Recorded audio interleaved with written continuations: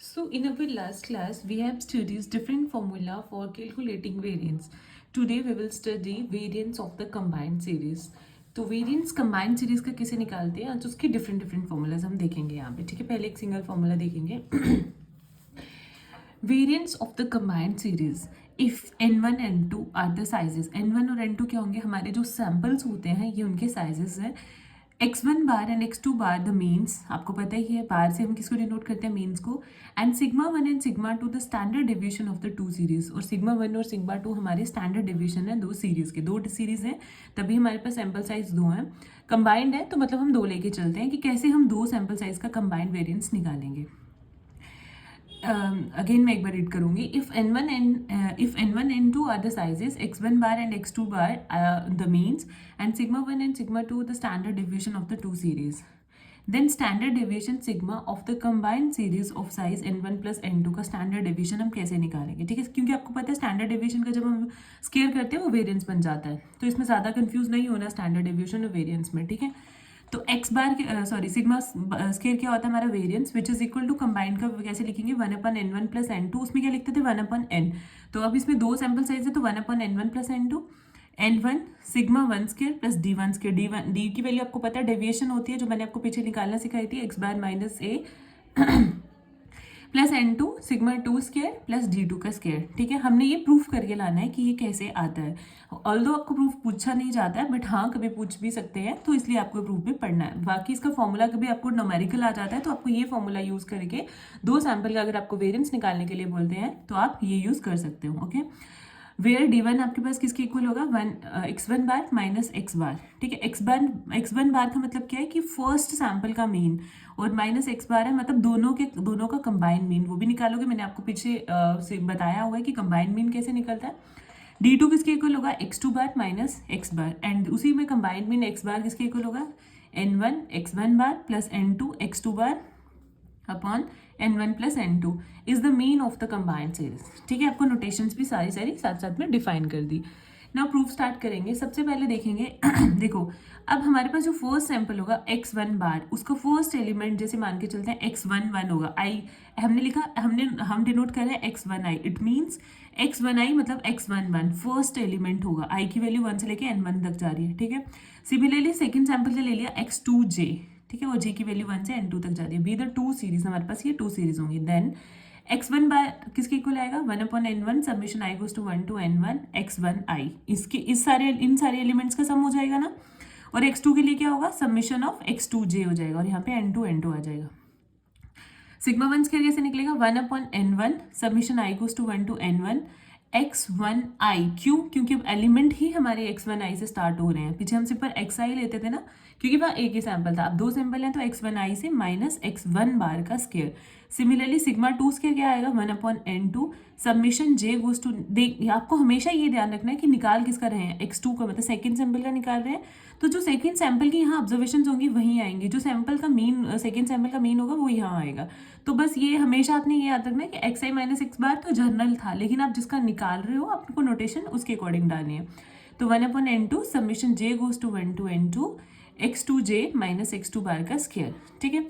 The mean x bar of the combined series is given by, combined series का mean हमारे पास क्या निकल के आ जाएगा, x bar which is equal to 1/n1 plus n2 summation. अगर दोनों का मीन निकालेंगे तो क्या यही होता है ना, 1/n1 दिस प्लस दिस करोगे, बट हम कॉमन ले सकते हैं 1/n1 प्लस n2 जो कांस्टेंट है बाहर आ जाएगा। Summation of i goes to 1 to n1 x1i plus summation of j goes to 1 to n2 x2j, ठीक है।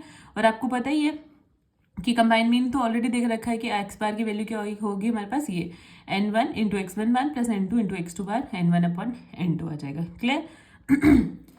आप यहाँ से भी निकाल के देख सकते हो, n1 प्लस n2 तो वैसे ही रहा। Summation of i goes to 1 to n1 x1i किसके इक्वल होगा आपके पास, यहाँ देखो किसके इक्वल होगी ये वाली value, x1 bar into n बार, वही हमने पुट कर दी। अदरवाइज हमने क्वेश्चन में भी डायरेक्ट बता दिया है कि ये इसके इक्वल होगा,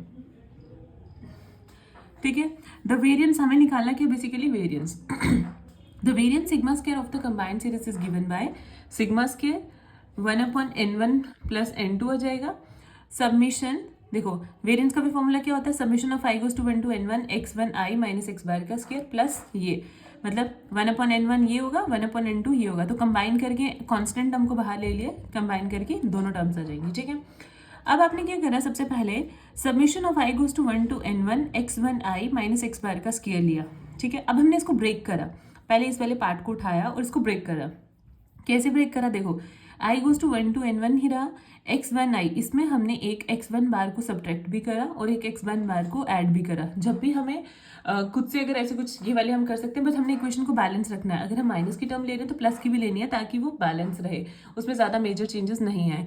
इसलिए हमने अगर माइनस x1 बार लिया तो हमें x1 बार प्लस का भी लेना पड़ेगा, माइनस x बार हमने वैसे ही लिख दिया। अब हम यहाँ से दो टर्म्स बना सकते हैं, ये एक टर्म बन गई, ये दो टर्म बन गई, लेकिन स्क्वायर सबका हो रहा है, ठीक है। हम ऐसे लिख सकते हैं summation i goes to 1 to n x1i minus x1 bar का square plus x1 bar minus x bar का स्क्वायर। ये टर्म समझ आई, दो अलग अलग टर्म हो गई हमारे पास।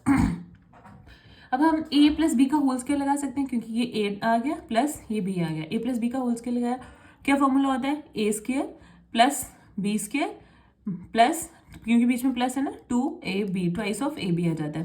देखो a क्या है, x1i plus minus x1 bar का स्क्वायर, तो ये आ गया, सबमिशन साथ साथ में मल्टीप्लाई होगा, प्लस हमारे पास आता है b है, लेकिन b के साथ सबमिशन, अब उसमें i नहीं है तो इट मीन्स उसके लिए सबमिशन जो है वो कांस्टेंट का काम कर रहा है, तो summation i goes to 1 to n1 जा रहा है, तो n1 x1 bar minus x bar का स्क्वायर, b का स्क्वायर आ गया plus twice of a into b, तो a टू तो यहीं पे आ गया, a की वैल्यू ये आ गई, b की देखो जिसके साथ आई है उसके साथ हम सबमिशन रखेंगे, ठीक है, तो इसके साथ सबमिशन आ गया। बट आपको पता है कि submission i goes to 1 to n x1i minus x1 bar का square being the algebraic sum of the division values of the first series from the mean. हमको पता है ना sum of division taken from the mean क्या होता है, 0, तो इसकी वजह से हमारी ये जो ट्वाइस वाली टर्म है ये सारी खत्म हो जाएगी। तो हमारे पास क्या टर्म बचेगी, summation i goes to 1 to n1 x1i minus x bar का square which is equal to, देखो अब इसकी जगह हम क्या वैल्यू लिख सकते हैं, देखो सिग्मा 1 स्क्वायर की वैल्यू क्या होती है आपके पास, 1/n1 summation of x1i minus x bar का स्क्वायर,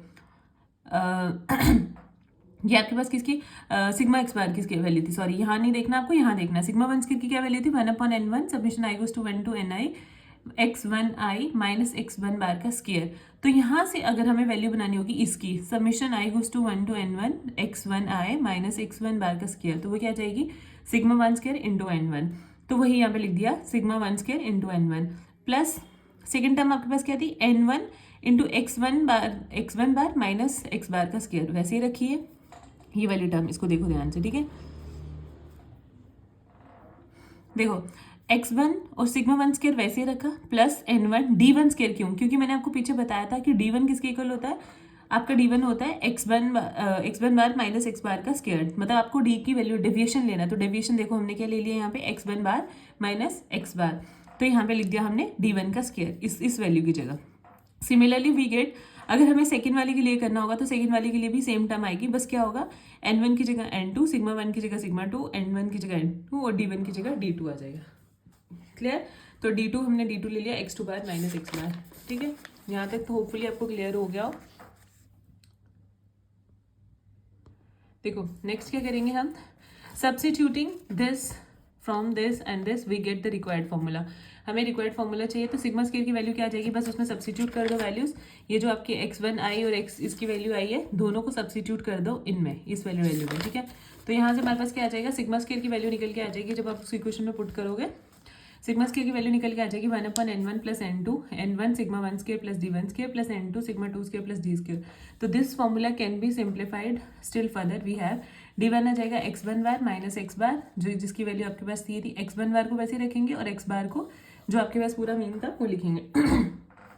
तो आपके पास ये वैल्यू निकल के आ गई, d2 की ये निकल के आती है, तो फाइनल जो आपकी सिग्मा की वैल्यू यहाँ पे d1 और d2 की वैल्यू डालो और फाइनल जो आपकी सिग्मा स्क्वायर की वैल्यू वो ये निकल के आ जाएगी। बिल्कुल सिंप्लीफाई के स्टेप्स हैं, मैं आपको इसको नेक्स्ट क्लास में करके बता दूंगी। ये आपका फाइनल रिजल्ट जो आपने प्रूव करना था वो निकल के आ गया, ठीक है। तो this formula can easily be generalize in case of more than 2 series. यहाँ पे तो 2 सीरीज थी, अगर 2 से ज़्यादा सीरीज हो तब भी हम इसको इजिली कर सकते हैं। If ni xi bar and sigma i जो है हमारे पास साइजेस मीन्स और स्टैंडर्ड डेविएशन होंगे के, तो component series in the standard deviation sigma of the combined series of the size summation i goes to 1 to k ni is given by. अब देखो पहले तो n1 प्लस n2 था, अगर k सीरीज हो जाएंगी तो 1/n1 plus n2 so on to nk आ जाएगा, यहाँ पे आ जाएगा n1 sigma 1 square plus d1 square, जैसे यहाँ पे आ रहा था, plus n2 sigma 2 square plus d2 square, so on to, वैसे n के sigma k square plus d k square आ जाएगा, ठीक है। और di की वैल्यू आपको पता है xi bar minus x bar रहेगी, i goes to 1 to k, और x बार किसके इक्वल आ जाएगा, ये वैल्यू होती है आपके पास। तो इसका आपने बस ये वाला स्टेप मुझे सॉल्व करके बताना है, अगर नहीं है तो मैं आपको इसको नेक्स्ट क्लास में पहले यही सॉल्व करके बता दूंगी और नेक्स्ट आपको एग्जाम्पल करा दूंगी, ठीक है। तो नेक्स्ट हम एग्जाम्पल करेंगे 2.26। बस वेरिएंस का आपको मेन फॉर्मूला याद होना चाहिए कि वेरिएंस का हमने क्या फॉर्मूला लगाना है।